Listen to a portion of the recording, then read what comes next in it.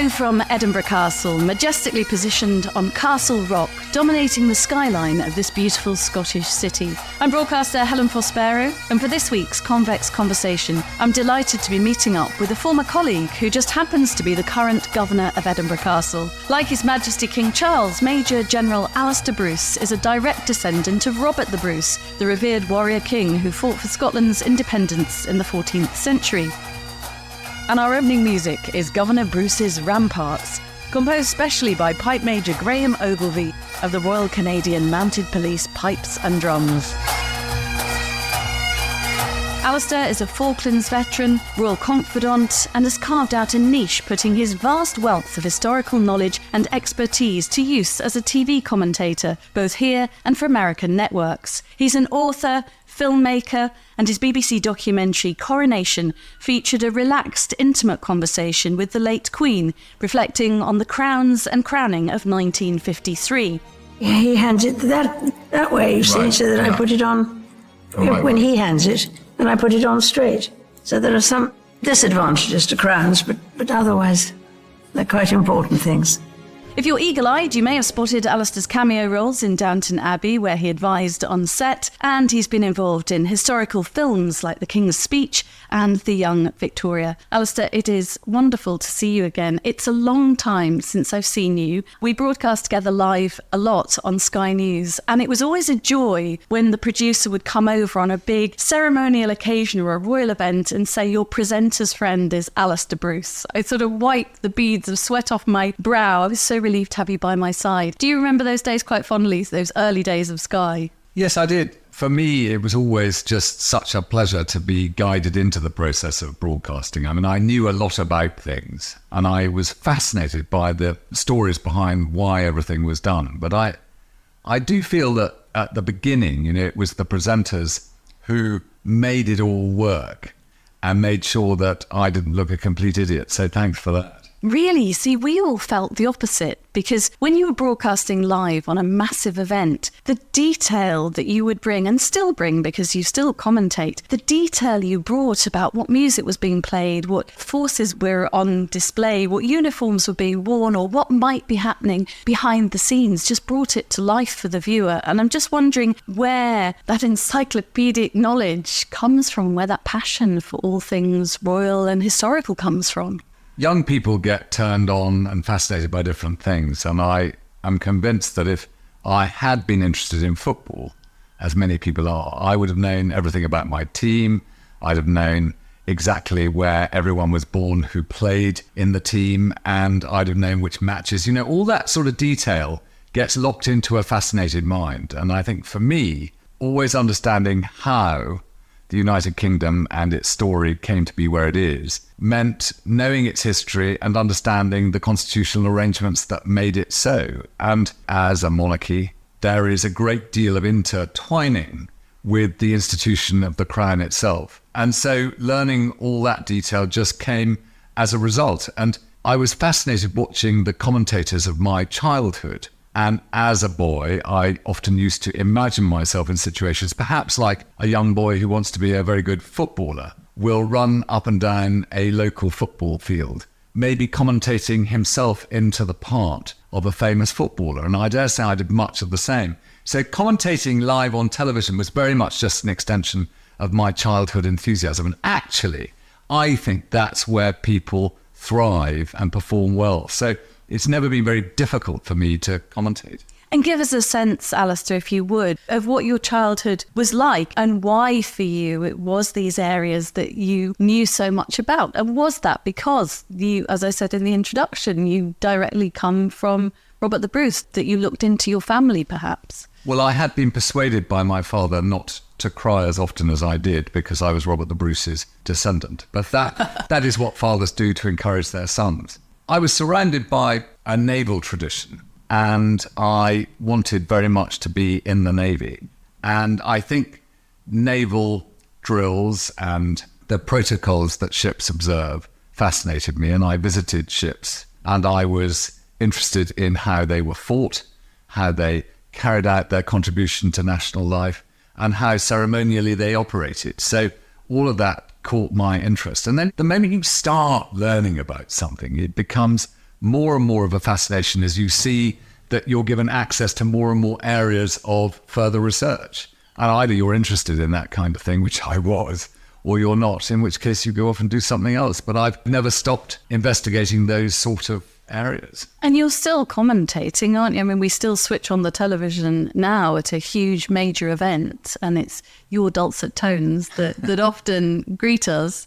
Well, I think that after all these years, I do know how everything is done. And people who watch an event that's about them, about the nation of which they are a part, will see visually something quite stimulating. But it's quite nice to make sure that everyone sat watching it feels that it's theirs. And the best way to do that is to make sure that what they see and don't understand, some mystery voice is putting comprehension about into their idea and understanding of what's happening. And that, I think, makes it an easier place to be as a viewer watching on television. The point about commentary is to always observe that great piece of advice that I got, which is that the key to good commentary is actually silence, and to only speak when visually the observer is seeing something that they don't necessarily understand. And you should just time your contribution to just sit at the moment they're thinking, I wonder what, oh, that's what it is. And I think that that's the game I most enjoy playing. And it's different on radio because you have to paint the picture and go left to right, front to rear to set up an understanding. And at the same time, always putting your arms around the viewer or the listener and bringing them into an event. But if you can make them feel that the event is theirs, that is the trick, because no one wants to feel an idiot. And the thing about the British is that they don't really know much about how Britain works. And when they witness events that celebrate Britain, they don't want to feel idiotic by not grasping what they're seeing. So if you can give them an easy access point, it's just much easier for them. What was it like for you commentating on the King's coronation? It was a magnificent event. I think these events Britain does better than perhaps anywhere else in the world could do this kind of thing. It looked seamless. It was stunning to watch. But how much work, Alastair, goes in behind the scenes so that you know all those little nuances and details that really bring it to life for the audience? In various ways, we cause our parents worry. And I think in my case, it was that I made a complete set of replicas of the crown jewels aged 16 out of clay. Did you? And I think if you do that, you're not just trying to cut something out of cardboard. I spent hours studying the objects and recreating them. I removed a ballcock from one of the lavatories at home in order to make an orb, which I covered in gold Karamak papers. And then I put clay around it, produced the band, and then they've still survived. They're still in some semblance of reality. But I was terribly proud of them. And of course, if you are making something with an eye like I've got, which is very precise, you learn literally where everything goes. And so you see that there was a design. And I'm not satisfied in just reproducing the design, but I want to know why the arch of the imperial state crown is basically designed like a stream or a branch of acorns and oak leaves. So that's fascinating for me. And then you understand that that represents the restoration of the monarchy in 1660 and the survival of King Charles II in a battle where he was being pursued by Cromwell's troops. All of this, it's all got stories in it. And then I suppose that is why I knew about it. And that's where my study came. But I was also asked by the Archbishop of Canterbury, because I'm an expert in Byzantine coronation ritual, which is an odd thing to be fascinated by, but to help him in the creation of the liturgy itself. And the liturgy I was excited about was taking this ancient religious ceremony and just finding ways in which to make it touchable and reachable by people who are watching the story unfold before them. And there's, for me, one object that's more interesting than any other, and hitherto it had never had a prayer associated with it. And that was the placing of a glove on the king's right hand before he was presented with the sceptre of kingly power, whereas the sceptre of mercy in his left hand is held with a bare hand. And the reason is because Edward the Confessor wished to remind his successors to be gentle in the use of power. So I think that's just such a wonderful example for anybody in a position of authority and leadership, and I find myself here in Edinburgh Castle doing exactly that, to remember where you have power, and everyone to some degree in their lives, be they as parents or teachers or working in a supermarket, or for me as a general in the army, you are granted as a privilege power, just as the king is. And the idea that we should all put a glove on first before we take hold of our power to remind us to be gentle in the use of it, I think is emblematically powerful. And for the first time, the Archbishop of Canterbury introduced a prayer for the imposition of the glove. Gosh, I could talk to you about those backstories all day. I just wondered how you felt, Alastair. Did you feel quite emotional that day? I know you were very fond of the late Queen, and obviously there we are watching King Charles, who's been not waiting all his life, but in readiness to at some stage take to the throne, and then you're witnessing it and sharing it with us all in great detail. Was it quite a special day, is what I'm trying to say for you? I don't know that I felt emotion in that sort of direct personal way that you define. I think I was immensely proud of the way in which the armed forces, the church, the royal household, and every single person who contributed to the success of the event, I was so proud of what was done. I think it's fascinating that in the year 2023, the United Kingdom was anointing and crowning a sovereign. And for some extraordinary reason, it sort of wasn't questioned too much. I thought there'd be more of a sort of, what is this all about? Why are we doing it? And I know that there are plenty of people who constructively and healthily have a robust desire to turn the United Kingdom into a republic. But at the same time, their voice was heard, and, that's part of the joy of what the country is all about. And yet we took our head of state back in time to descriptions that are biblical. And he was anointed just as Zadok the priest and Nathan the prophet had anointed Solomon. And we watched this happen on television. And I think it was moving.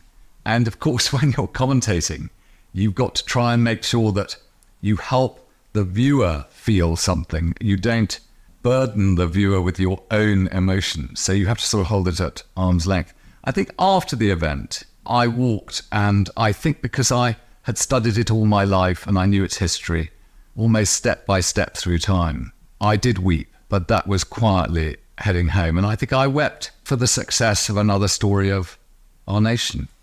And to play a very small part in it was very special. And I love being in the armed forces because I now have a medal, which is the King's Coronation Medal, which, because I was a soldier at the time, and we gave the oldest crown of the United Kingdom, which we keep here in Edinburgh Castle, we presented it to the King at a separate ceremony, along with the ancient sceptre and a brand new sword that was made for the event in the High Kirk of St. Giles here.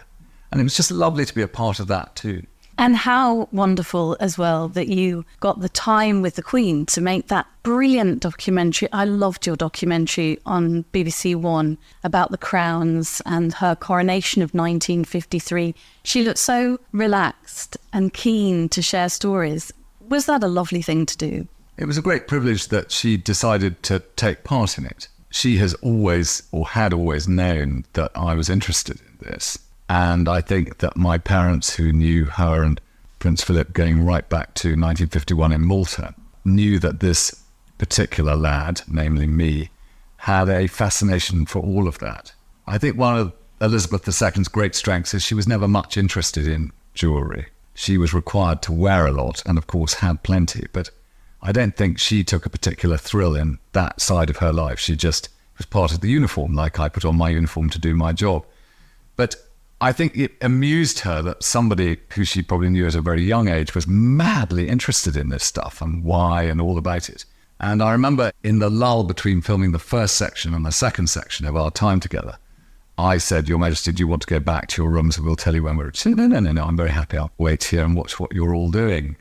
And then she noticed some lights were on in the neighbouring room. And in the same way that my mother would have, because they were brought up in the Second World War, she went off to turn the lights off to save energy. And as we were wandering in there, she apologised to me that she couldn't really remember much about the 1953 coronation. She said, "Alastair, it's easy for you. You've studied it all your life. I just had to live through it. And I've thought about that a lot since. And I suppose for the 26-year-old, going on 27-year-old Queen, having to get absolutely every moment of gesture and movement right in this ballet, as it was in 1953, of aristocrats moving around her who were much, much older than her, having to hold the rod of equity, hand over the sword, and whatever it might be. And I can imagine that she wouldn't necessarily remember it in the way that I don't really remember some of the events that I've had to get right. But she said that she remembered much better her father's coronation because she was just able to sit and watch it.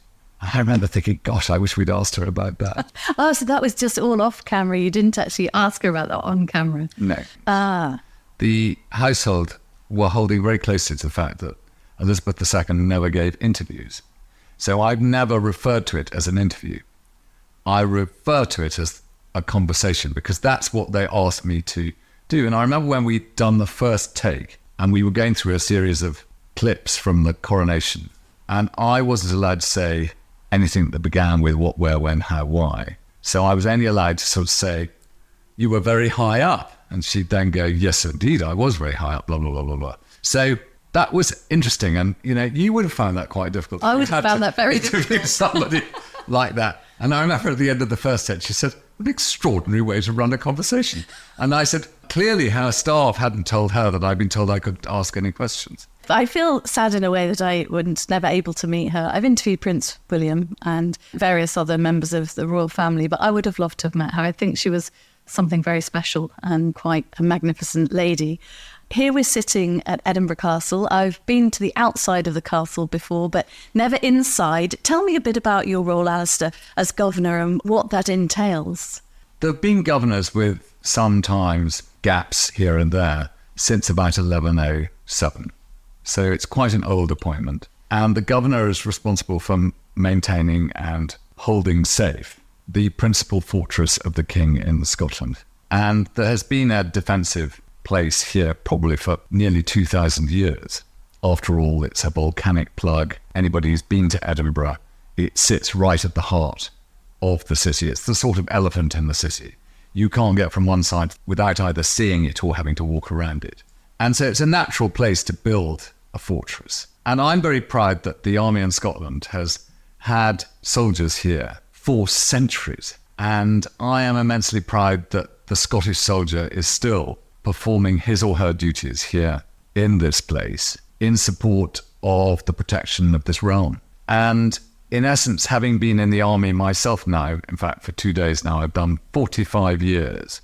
And I feel I'm just a part of a long story. You see, if you look at the 4 parts of the United Kingdom, the Scottish military story is almost more intertwined with the journey of the nation than any of the others. Our symbolism of particularly the pipes. You meet a person playing the bagpipes anywhere in the world and they're probably dressed like a Scottish soldier who is a piper. And it sort of extends this great story of military service. And the castle itself has become the foundation stone of that Scottish martial tradition. So if you believe in all the importance of what every single volunteer soldier gives when they join the armed forces of Scotland and of the United Kingdom, if you believe in that, then the privilege of being made the governor of this fortress becomes that much more powerful. And I just love the fact that I have the guardianship of that continuing relay, baton to baton, of governors going way back to the time that, you know, we can't really reach in terms of records and detail. And the fact that the oldest part of Edinburgh that was built is within the castle, which is the Temple of St. Margaret, who, after all, was an English princess who married a king of Scots. She'd spent most of her time being brought up in Hungary, which itself is a mesmerizing thought. And all around Edinburgh, you find a number of organizations named after St. Margaret. And yet the oldest building in Edinburgh, 1130, that chapel, which even my ancestor, Robert Bruce, who knocked this castle down in 1314 because he was fed up with English garrisons occupying it.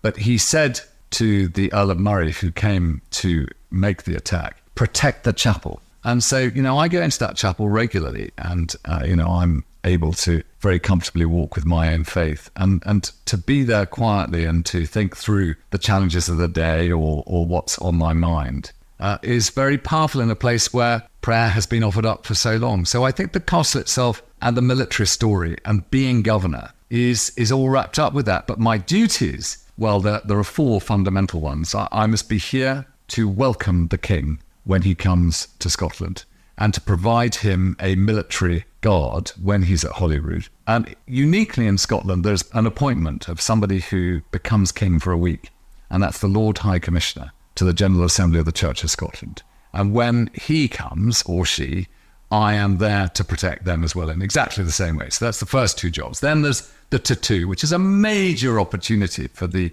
armed forces of the United Kingdom to show off their very, very best musical prowess, bring in our allies from around the world and just put on a spectacular, at the heart of this city of culture that is Edinburgh, when it is itself immersed in both the Edinburgh Festival and the Fringe and all the glitz and excitement of that. So, to be at the heart of all of that is spectacular. And to represent His Majesty here is a great honour, and to not only represent His Majesty, but to protect within the castle the ancient regalia of Scots. And you see, I believe, because I'm a romantic, that the crown of Scotland, which was made for Mary, Queen of Scots' father in the 1540s, and actually used at her coronation in 1543, that it still contains as the circlet, the very circlet that was placed by the Countess of Buchan on the head of my ancestor Robert Bruce in 1306. And because I feel that, maybe it isn't, but nobody can prove the age of metal. Base metals are unageable, really. So I just find that thrilling. And who was it originally built for or created for all those hundreds of years ago? Well, the fortress was built to protect the people who lived in this area. Now, it may be Scotland now, but, when St Cuthbert came here, and just below the castle is St Cuthbert's Kirk, and that's because he came from Lindisfarne and from Holy Island, which is part of Northumberland, to set up a kirk or a church at the very extremity of Northumberland. So this was part of Northumberland, which was itself a sort of kingdom in the days that he was doing his best to convert people to Christianity. So the idea of Scotland that we know today was not clear. The castle was, like many others in this part of the world, set up by the tribal unit of human beings who were trying to survive in the area, long before format came to the idea of kingship in Scotland. And so, we must understand that key to this part of the country, and also the outlying parts of the Highlands where the Picts and the Scots ultimately fought together until the marriage of Jocunda, who was the daughter of the King of the Picts, with Kenneth MacAdmin, the King of the Scots. They created a union. Until then, it was not a happy place. And maybe you could say that the Highlands and Islands went on being at some loggerheads with the mainland for quite a bit. But Scotland's story is very military by nature. And that's why being part of the armed forces and having been a Scottish soldier all my life makes me feel I'm absolutely in touch with all of that. And did that feel, that the armed forces, Alastair, really feel the right place for you all those years ago when you were Falklands veterans, so going back years there, aren't we? Well, I wanted to be a cathedral organist. Did you? But I wasn't good enough, so I was a bit confused, and I wanted to then join the Navy. And my eyesight wasn't 6.6 vision, so I couldn't command a warship like my family all had.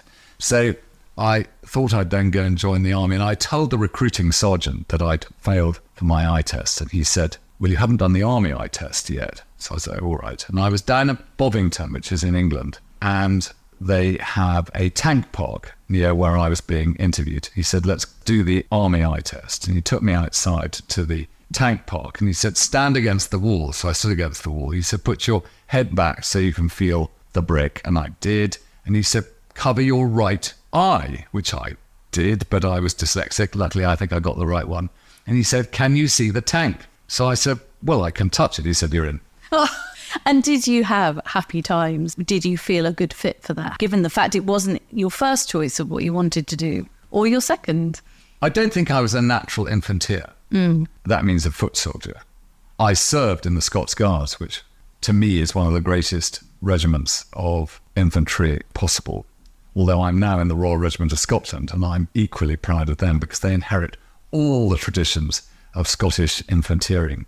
But I just don't think I was unnatural in that area. But at the same time, I pulled it off, and we went to Northern Ireland, and I was with the Scots Guards when we went to the Falklands War in 1982. So all those elements of experience were part of what made me what I suppose I became. And in all of it, the privilege of being with and commanding the Scots, when you see them at their best, disciplined, delivering calculated, precise and legal violence in protection of their families, their land, their friends, their villages, their towns, they become the most remarkable friends. And you see them for their strengths. They know your weaknesses, and that makes collectively even greater strength as you work together. And, I will leave the army at the end of this year, and I will take a treasure of memories, and will continue to try and remain supportive of and helpful to the Scottish soldier. You've written lots of books as well, Alastair, haven't you? You've used all this knowledge to great use. You've put your historical knowledge to great use, haven't you? And spent some of the last 45 years writing too. I like to write, but I'm told I become a bit grumpy when I'm doing it. So I've done it a little less recently. But I have been quite busy. But I think when I finish my army side, and I've only got TV and filmmaking to distract me, I probably will pick up the pen again. We'll come on to drama and filmmaking in a moment, but I presume you've dug quite deep into Robert Bruce, given the family connection. I'm just wondering if you can indulge me in a little bit of what you discovered that would be interesting about... I think it's almost impossible for me to know where to begin, because the thing about Robert Bruce is that he was canny. He understood that everything was against him, and he was calculated enough to know precisely when to strike for power. And that meant that he had to endure periods of being pretty uncomfortable about the situation he was in.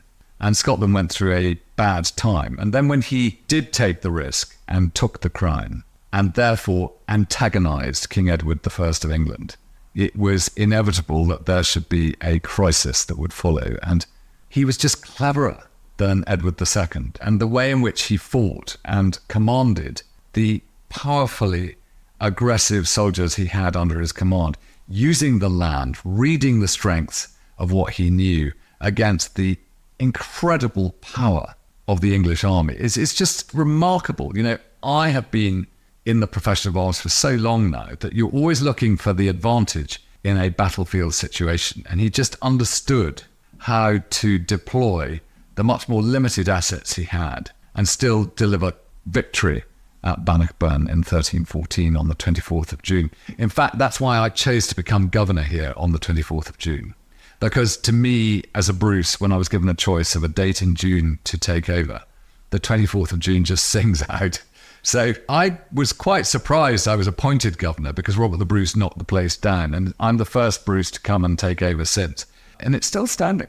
There's a wonderful irony, isn't there, that here you are as the great protector of the castle, and yet, as you say, he tried to tear it down. But I have managed to secure one thing, and that is that my successor will be Bob Bruce. Really? So he takes over in September. Related? So I'm not gonna take accusation of having set that up.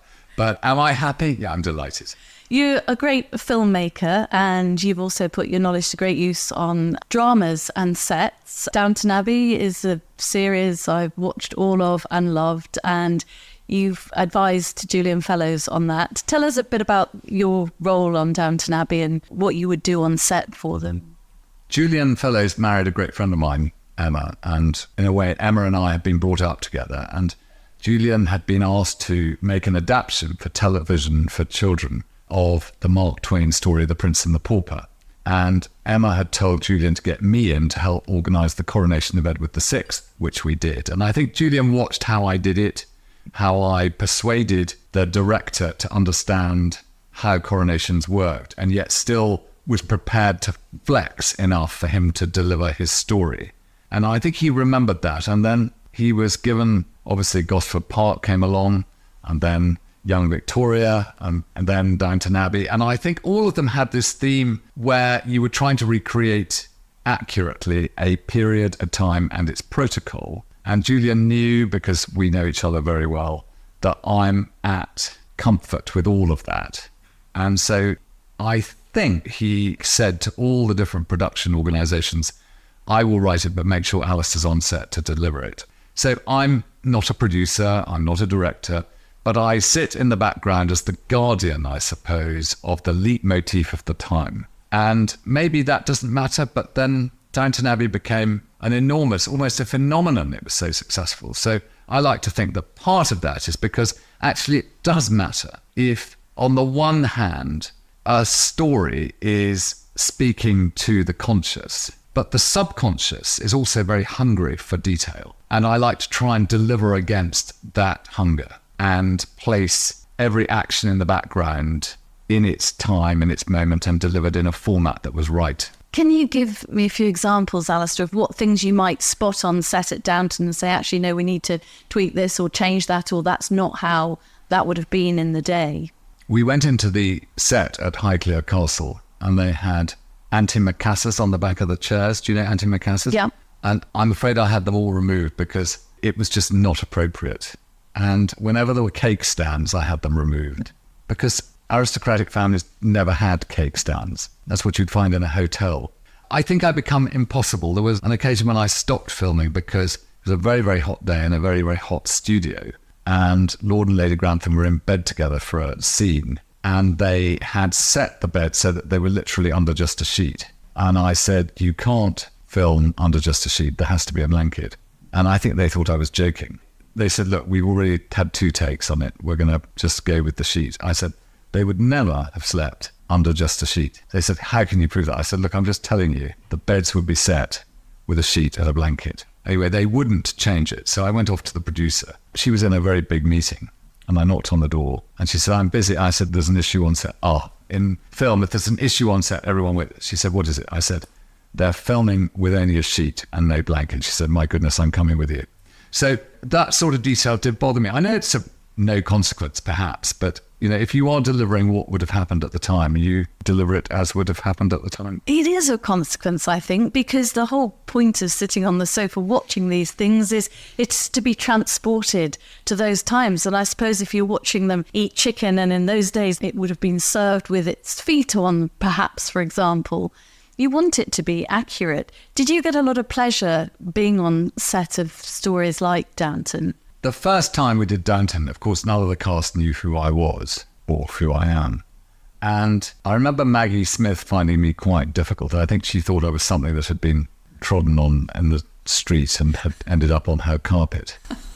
But the second season, particularly because I talked about warfare, because it covered the First World War, and I talked about how men at that time would have known war in one sense, but they wouldn't have wanted the women in their lives who were back at Downton to really understand. And I talked about warfare to both groups. And I remember, to my amazement, Maggie Smith got up at the end of my talks and she came over and gave me an enormous hug and said it had been very, very moving. I thought, nailed it. Nailed it. And actually, from that point on, I've always got on very, very well with Maggie. I've got such profound respect for her. She is part of the filmocracy, and she must be an archduchess of the filmocracy. And, you know, to work with her was a great privilege. It was a wonderful series. You also did lots of films too. You mentioned a couple, but also like The King's Speech as well. I loved that film. How were you advising on that? Well, I had an advantage there because my grandmother had been treated by Lionel Logue. She had had a speech impediment, and also when I was at school, I did. So I had a problem, and very often still do have moments. In fact, I've noticed them happen while we've been talking. Sometimes I've tripped over a word and it's part of my impediment, playing back, and then I stop. Did you notice? No, I didn't. Take a breath and then go back on it. So I was beautifully trained in that area. So I had an empathy with the period and the situation, I suppose. So in addition to that, you know, George VI, I have great admiration for, because there's no doubt that Sarah Bradford, who wrote her wonderful biography, picked out a point to place on the back of the book. And she said, if a monarch can be judged by the way in which they rise to the challenges of their nation and deliver against them, then King George VI was a very great king. And I completely agree, this quiet, diffident, confidence-free individual who suddenly found himself as sovereign from 1936 as a result of the abdication of his brother, and then confronted by one of the greatest wars the world had ever seen, a confrontation between tyranny and freedom. And even his inability to speak well in public became an asset to his kingship. And the fact that Lionel Logue had helped him reach a point where, at least as king in the war, he felt able to put those communications that were listened on scratchy radios as far afield as Australia, New Zealand, across Africa and other parts of what was then the empire. I mean, the power of the story between the king, his disability, and the overcoming of it through this amazing person, Lionel Logue. I think it was just a lovely story to get involved with. My difficulty was that the director was absolutely determined that the king should use the F word. And I said the king would never have used the F word. I mean, my grandfather, who was a friend of the king, occasionally would have said the B word, but he would never, I mean, he wouldn't dream of saying it. And the fact Tom Harper was just absolutely determined that the king would go F, F, F, F, F, O, F, F, F. And I just said he would never have done it. He said, well, you know, you're the advisor, which of course I am, and we're going ahead with it. But I think if you watch the film, you suddenly are brought away from its time by that. I can see the power of it, and Tom Hooper is a great director, but I can see how he wanted it. But I think it just pulls you right out of the 1930s and throws you almost confused into the late 1990s and early 2000s. Are you working on any other film projects? Or? Well, we're about to make Downton Abbey 3, so...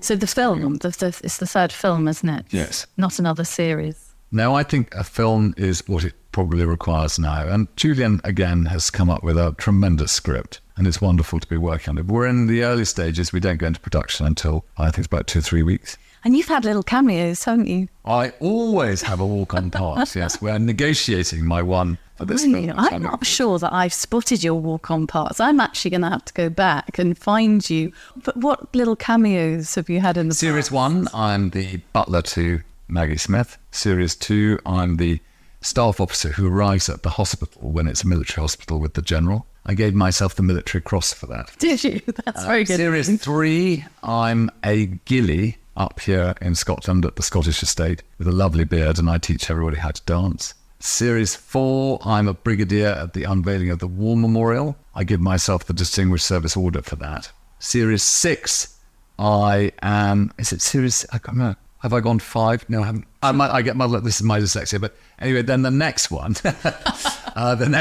I'm the Lord Chamberlain. And I read out the names of the people coming to be presented to the king.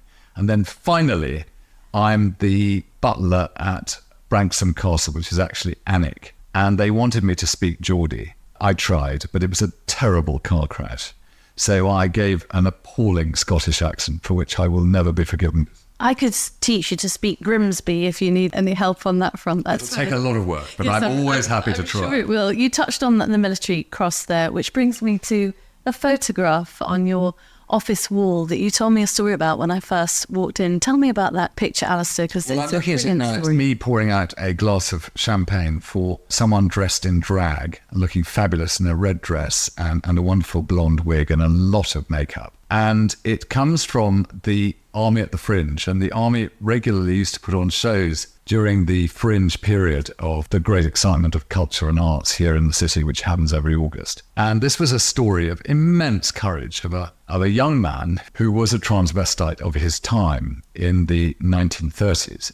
And he was recruited by Special Operations to be a radio operator working in Vichy, France. And he obviously attended a lot of theatres where he dragged up and entertained principally German troops, and he had relationships with some German officers and managed to get information from them. Imagine the courage back to England, working very closely with the French resistance, and the danger he must have faced day in, day out, not least being a transvestite in the 1930s, 1940s, and during war, but also behind enemy lines. And he was given the military cross at the end. And the story is so powerfully presented, or was at that show. I took the Chief of the General Staff to watch it, and I think he was as overwhelmed by, it's the power of the arts. When you sit before well-performed, brilliantly written drama, you cannot help but be taken to an area of thought that you hadn't even conceived before. And I found it very powerful. And, it's a wonderful way of communicating that part of our history. Certainly is. Now, since I last saw you, you married Stephen, your partner, of a very long time. How is life for you both? And does Stephen come up here and spend time at the castle too? Yes, Stephen has been the most marvellous support to me as governor. I don't think I could have done the job without him as my helpmeet. He has his own work to do, so he can't be here all the time. He's a bit younger than me, so he's got less flexibility in his career. But at the same time, he's always around when we're entertaining lots of people, particularly during the tattoo, when we probably have 24 people to dinner every other night. We have 10 people staying overnight in the castle as our guests. And we hope that with all those people who are invited, the purpose is to make sure that they come from different organizations and different businesses or whatever, or from our allies. And our task is to make their time at the tattoo excellent, in order that the life of the United Kingdom soldiers should be improved.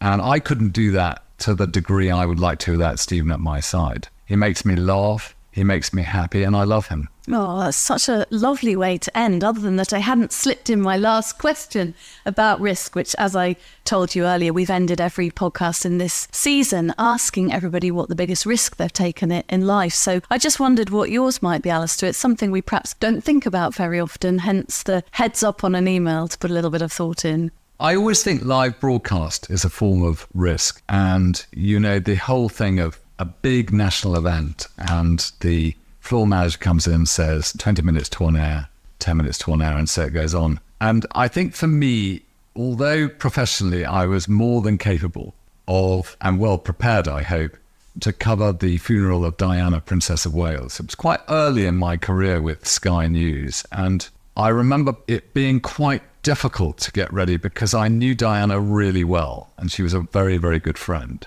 So when the floor manager said 5 minutes to go, you know, your heart starts to go a little, but you know, the army's prepared you for these sort of things. So you are ready. Then he comes and says 3 minutes, and then they come and they do the makeup and all that sort of thing. And the head of Sky News comes and, are you all right? And so I said, yes, I am. You know, very kind of him, but in a way, and you could sort of hear in your earpiece, hello Australia, this is London, hello New Zealand, this is London, because Sky had a satellite capability, whereas the BBC didn't. So I knew we were going to go out to a lot of people. And then he comes and says 1 minute to on air, 30 seconds, 10 seconds to on air, going in, 8, 7, 6, 5, 4, and then 3 fingers, 2 fingers, 1 finger. Cue Alastair. And I think in terms of a major risk, to be doing something not just about a major national figure in a time when I was conscious that whatever I was feeling, it was a personal experience for every single viewer from whatever spectrum of thought they had at that moment. And just making sure that in that risky moment, I didn't allow how I felt to get in the way. I think that was big. How did you do that looking back, do you think? Well, I suppose it's similar to when the late Queen died and immediately going from hearing the news to having to speak live about the Queen, her life, you know, and remembering her quite well, and then going right through to the funeral at St. George's Chapel, Windsor. You know, you deliver it. And I remember at night, we knew that at 7:30 she was going to be interred in the private chapel with Prince Philip beside her father, King George VI, and her mother, Queen Elizabeth, the Queen Mother. And obviously we had no access to that. And I had asked Sky News to give me just a wide shot of the Round Tower at Windsor with the royal standard flying of the King. And I was just going to describe to people for 3.5 minutes precisely what would have been happening at that time. And I think once that had been delivered, and it was marvelous because when I finished speaking, I just told them to leave it. And the flag fluttered, and then they just melted to black, and a picture of the Queen. And I remember thinking, you know, that is a job done. And after that, walking away, you feel you've served. You feel that all the training you've had has been useful, and back again to military training because it keeps you steady. But then I was free to go home. And when I got home, I closed the door and I dealt with what had happened privately. I will share a tiny story with you about Princess Diana's funeral. Yes. It was actually my last day at Sky News, or Sky News the first time round. Were we side by side? No, I was outside Westminster Abbey and they wouldn't let me actually on air because I'd been poached to what is now Good Morning Britain, GMTV in those days. And my father was a regional newspaper editor and he'd written books about the royal family and loved the royal family, and he was invited as part of the congregation. And there I was on what was the busiest day of my life, feeding guests through the Abbey and producing the royal correspondent. And Dad came out with a brick of a phone and said, I've got to file my copy and I don't know how this thing works. So I broke off and I got him on the phone and he filed his copy and he looked at his watch and he said, got time for a quick coffee before I go back? And I was like, Dad, I can't go for coffee. This is the biggest story of my career so far and I'm in 24-hour news. And he went off quite disappointed back to King's Cross Station that his daughter on his very special moving day wasn't able to join him for a quick coffee. But Helen, parents always find a way to just coax us back into the reality of life and remind us that however important we think something is, they just put us back into perspective, don't they? They certainly do. It's been such a pleasure to see you again. I cannot believe all these years have passed that we've not had a coffee or a conversation. Thank you so much for making me really welcome to the castle, sharing some lovely stories and lovely memories. Well, thank you for clambering up to the finest fortress in the United Kingdom. Well, I'll be clambering down shortly. You've been listening to Major General Alastair Bruce talking to us from the magnificent Edinburgh Castle about the many roles he fulfills. Download our podcast at convex.podbean.com or search The Convex Conversation on Spotify, Stitcher, Apple and Google Podcasts, or wherever you listen to yours. I'll be back next week, deep in the bowels of London's Natural History Museum, to find out why now is a golden age for dinosaurs and hear more about the latest discoveries with one of the world's leading paleontologists. So join me then.